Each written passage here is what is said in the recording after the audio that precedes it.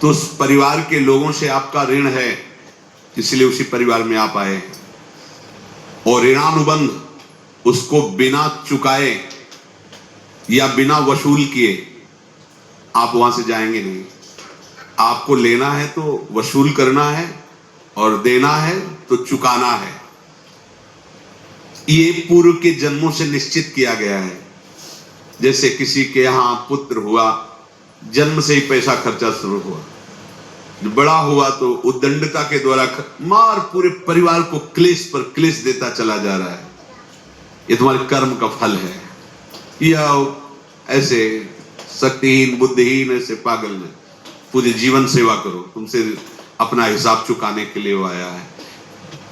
अब परिवार के जो सदस्य जुड़े आके, मतलब पत्नी आते ही पूरी हृदय में आनंद, परिवार में आनंद, और जीवन भर वो आनंद ही सुख देने के लिए उसका जन्म हुआ। वो अपना ऋणानुबंध मुक्त, और आते ही भयंकर क्लेश खड़ा कर दिया, बीच में दीवार और झगड़ा वैसा, फिर अतरे दिन मारपीट शुरू, कलह अशांति, पूरा जीवन नरक हिसाब करने आए। यहां ऋण चुकाए बिना कोई जा नहीं सकता, ऋण चुकाना पड़ेगा। किसी का ऋण वसूल करना है तो किसी को ऋण चुकाना है, दोनों काम करने होते हैं। अनेक जन्मों में अनेक लोगों के साथ हमने जो बर्ताव किए हैं, अच्छे या बुरे, वो होंगे। अब किसी आदमी को हम जानते नहीं, अचानक मिला, अचानक टक्कर लगा और मार पीट गाली गुप्ता सब कर दिया, चुपचाप सह लो। क्यों? ये आपका हिसाब है, पूर्व का हिसाब। हमारा उससे कोई द्वेष नहीं, कोई संकल्प नहीं। अचानक घटना घटी और हमसे द्वेष करने लगा, हमें पीटने लगा, हमें गालियां दे, ये हिसाब है, चुपचाप सह जाओ। अपने घर का भाई ही भारी दुश्मन बन गया और क्लेश दे, हिसाब है। एक प्रभुदत्त ब्रह्मचारी जी की वाणी में पढ़ा था, एक महात्मा जी भ्रमण करते थे तो उस समय असरफियां चलती थी, मोहरे असरफियां, तो उनको भेंट में देते लोग। तो